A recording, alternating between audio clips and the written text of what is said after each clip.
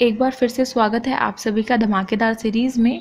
तो जैसा कि हम अपने एक्सट्रैक्ट बेस्ड क्वेश्चंस कर चुके हैं चैप्टर 1 के, आज मैं चैप्टर 2 यानी कि आपका लॉस्ट स्प्रिंग फ्लैमिंगो बुक का लेकर आई हूँ, जो कि मैंने आपके एमसीक्यूज़ करा दिए हैं। तो वो आपने आई होप देख चुके होंगे आप सभी, और अगर नहीं देखे हैं तो आप जाके प्लेलिस्ट चेक कर सकते हैं। ठीक है, देखना बहुत इम्पोर्टेंट है क्योंकि आपका अब प्री बोर्ड आने ही वाला है, मतलब आ ही गया है। 22 तारीख को है, कुल दिन बचे हैं हमारे पास, ये वाला आज का और कल का।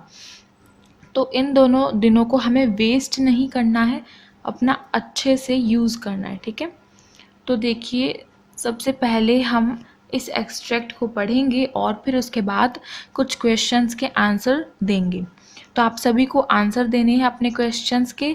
मैंने पिछले लास्ट वीडियो में, यानी कि जो मैंने आपको लेटर राइटिंग कराया था, उसमें पवनीश जो है उन्होंने इन सभी क्वेश्चंस के आंसर दिए थे। तो बहुत अच्छा किया मेरी तरफ से, मैं उनको मतलब कैसे अप्रिशिएट करूँ आई डोंट नो, लेकिन बहुत अच्छे करते हैं इस तरीके से। अगर आप करें तो आपका ही बेनिफिट हो रहा है, और आई थिंक अप्रिशिएट मैं उनको उनकी कमेंट में दे देती हूँ, बट फिर भी मैं उनका नेम इसलिए लेती हूँ वीडियो में ताकि जो बाकी बच्चे हैं उनको भी थोड़ा सा इनकरेज कर सकूँ ये चीज़ करने के लिए।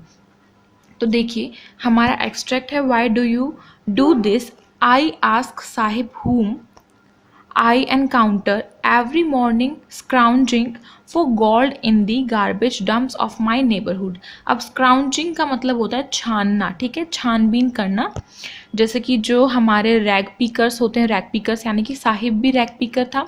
रैग पीकर का मतलब होता है कि जो कूड़े के ढेर में से कुछ ना कुछ छानबीन करके कुछ चीज़ अपने लिए निकालते हैं, यानी कि कुछ ना कुछ वो छानबीन करते ही रहते हैं, उनको हम रैग पीकर कहते हैं। उसके बाद है, Sahib left his home long ago set amidst. Amidst का मतलब होता है बीच में। The green fields of Dhaka, his home is not even a distant memory. तो अब हमने पूरा एक्सट्रैक्ट पढ़ा और ये हमें पता चल गया कि ये साहिब वाला, क्योंकि हमारे इसमें 3 स्टोरीज़ होती हैं बेसिकली, बट हम 2 मान के चलते हैं, जैसे कि साहिब वाली को और मुकेश वाली, हमारी ये 2 मेन स्टोरीज़ हैं। ठीक है, साहिब वाली में तो हमारा ये था कि जो साहिब है वो कूड़े के ढेर में से कुछ ना कुछ चुनता रहता था, और फिर उसको काम कहाँ पर मिल गया, एक टी स्टॉल में उसको काम मिल गया, जहाँ पे चाय का ठेला होता है, उसमें किसी ने उसको रख लिया काम करवाने के लिए। और इसमें हम इस चैप्टर से क्या पढ़ते हैं कि बाल मजदूरी आजकल हमारी जो पूरी कंट्री है उसमें कितनी ज़्यादा फैली हुई है। और फिरोज़ाबाद का हमने पढ़ा था मुकेश वाली स्टोरी में कि वहाँ पे जो बैंगल्स हैं, कांच की, लाख की जो बैंगल्स हैं, कांच को, ग्लास को जो जला के बनती हैं, उनको शेप दी जाती हैं सर्कल की, वो फैक्ट्री में बहुत ज़्यादा टेम्परेचर बहुत हाई होता है, और वहाँ पे अधिकतर जो है वो बच्चे काम कर रहे होते हैं। तो इसीलिए क्यों बच्चे, क्योंकि इसीलिए बच्चों को रख लेते हैं ताकि वो उनको कम सैलरी देनी पड़े। मतलब कि अगर कोई बड़ा, किसी बड़े इंसान को रख रहे हैं काम करवाने के लिए तो वो ज़्यादा सैलरी मांगेगा, लेकिन बच्चे को रख रहे हैं तो वो तो थोड़े में ही खुश हो जाएगा, और ना वो लड़ सकता है इतना, इसीलिए। तो यहाँ से एक्सट्रैक्ट हो गया बिल्कुल क्लियर। अब उसके बाद देखिए, क्वेश्चन नंबर फर्स्ट है हमारा ए, हु आस्क हुम इन द फर्स्ट लाइन। अब इस क्वेश्चन बोला गया है कि जो हु यानी कि कौन किसको बोलता है इस फर्स्ट लाइन में। तो कौन किसको बोल रहा है बताइए जल्दी से। ऑप्शन नंबर ए फर्स्ट है Saheb to the narrator, B है साहिब्स मैदर, मैदर लिखा है पे मदर ओ आ जाएगा, ये पूरी स्पेलिंग ही गलत है, MOTHER, ठीक है, मदर आ जाएगा, यहाँ पे बीच में हो जाए ओ आ जाएगा। फिर है टू हर सन, तीसरा है the narrator to Saheb, and चौथा है narrator to the bangle seller. ठीक है, तो कौन सा आंसर करेक्ट होगा? ऑप्शन नंबर थर्ड करेक्ट हो जाएगा। जो नैरेटर है वो साहिब से बोल रहा है कि तुम इस कूड़े के ढेर में से ये सब छानबीन क्यों करते हो, है ना, वो ये बोल रहा है ना उसको। तो फिर साहिब बताता है ना कि उसको उसके मन में ये एक्साइटमेंट रहती है कि मुझे इस कूड़े के ढेर में से कुछ ना कुछ एक दिन मिलेगा, और क्या पता मुझे एक सोने का सिक्का मिल जाए, यानी कि गोल्ड कॉइन मिल जाए। उसके मन में ये जो एक्साइटमेंट है वो रहती है कहीं ना कहीं। सेकंड देखिए, सेकंड आपका why do you do this, what does the person being asked the question do. अब इस क्वेश्चन बोला गया है कि why do you do this, कि तुम ये क्यों करते हो।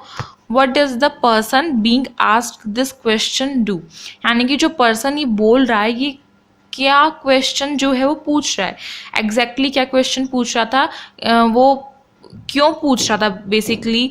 जैसे कि उसने क्वेश्चन पूछा कि तुम ये क्यों करते हो, उसको पता है कि वो क्या काम कर रहा है, लेकिन उसने पूछा था कि तुम ये क्यों करते हो।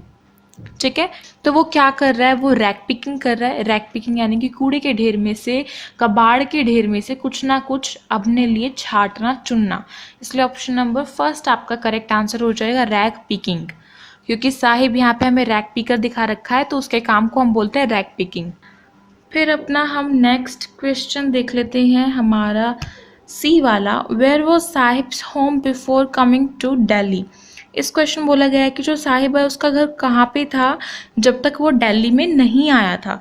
तो हमें पता है उसका घर कहाँ पे था, बताइए जल्दी से, आप सभी को पता होगा, कमेंट में बताइए फास्ट फास्ट। देखिए फर्स्ट ऑप्शन है बंगाल, सेकेंड है ढाका, थर्ड है सीमापुरी एंड फोर्थ है बिहार। तो इसका करेक्ट आंसर होगा ऑप्शन नंबर सेकेंड, ढाका। ठीक है, सीमापुरी क्यों नहीं होगा, क्योंकि सीमापुरी में तो वो अभी रह रहा है करंट में, और सीमापुरी कहाँ पे है, दिल्ली में। ठीक है, तो ढाका से वो आया था दिल्ली में। ढाका हमारी कंट्री में नहीं है, ढाका ढाका दूसरी कंट्री है। वो कौन सी कंट्री है मैंने आपको बताया है जब मैंने आपको ये चैप्टर कराया था एमसीक्यूज इसके, तो आपको खुद से बताना है वो कमेंट में। ठीक है, फिर देखिए क्वेश्चन नंबर डी देखते हैं, डी में क्या है। तो इसमें है in the extract what does encounter means same as. अब इस क्वेश्चन में ये बोला है कि जो यहाँ पे हमने एक्सट्रैक्ट पढ़ा था, इसमें जो ये एनकाउंटर वर्ड हमने पढ़ा था इसका मतलब क्या है इस एक्सट्रैक्ट में, यानी कि सेम मतलब हमें निकालना है। तो फर्स्ट ऑप्शन है मीट, सेकेंड है सी, थर्ड है टॉल्क एंड फोर्थ है नन ऑफ दीज। तो इसका करेक्ट आंसर होगा मीट। मीट मतलब कि किसी से मिलना, तो ऑप्शन नंबर फर्स्ट आपका करेक्ट आंसर होगा। ठीक है, देखिए फिर नेक्स्ट है हमारे पास सेकंड वाला, हमारा क्या है, there were many storms that swept away their fields and homes, his mother tells him, that's why they left, looking for gold is the big city where he now lives. तो ये कौन सा है, ये आप बताइए जल्दी से, किस स्टोरी से आपका लिया गया है। ये भी हमारा साहिब वाला ही है। ठीक है, साहिब वाला है। तो इसमें क्वेश्चंस देखते हैं। क्वेश्चंस है name the writer of the lesson from which the above extract has been taken. तो इसमें से राइटर का नेम बताना है, जल्दी से बताइए जल्दी से। इस लेसन के राइटर का नेम क्या है, पहला है विलियम डगलस, दूसरा है अल्फोंस डॉडे, तीसरा है कमला दास। तो देखिए अल्फोंस डॉडे और कमला दास हमारा नहीं होगा, क्योंकि अल्फोंस डॉडे ने लिखा था हमारा लास्ट लेसन। ठीक है, और कमला दास ने हमारी पोइम लिखी थी माई मदर एट 66। इसका जो करेक्ट आंसर है वो बताने से पहले, जो विलियम डगलस है उन्होंने लिखा था डीप वाटर, आप सभी को पता होगा। तो जो एनएस जंग है हमारे, उन्होंने क्या लिखा था, लॉस्ट स्प्रिंग चैप्टर को लिखा था। फिर सेकंड है whose mother is being referred to. इस क्वेश्चन बोला गया है कि किसकी मदर को यहाँ पे रेफर्ड किया गया है। तो यहाँ पे साहिब की मदर को बोला है ना, क्योंकि साहिब के बारे में था पूरा का पूरा। जो हमने 2 एक्सट्रैक्ट्स पढ़े दोनों साहिब के थे, पहला भी और यह भी हमने जो पढ़ा है। तो सेकंड वाला आंसर यहाँ से करेक्ट हो जाएगा, साहिब्स। फिर थर्ड देखिए, why did they leave their homes. इस क्वेश्चन बोला गया है कि जो उन्होंने अपने घर को क्यों छोड़ा, उसका रीज़न यहाँ पे बताया है ना साहिब को, उसकी मदर ने जो रीज़न बताया वही हमें पता है, तो वही हम लिखेंगे।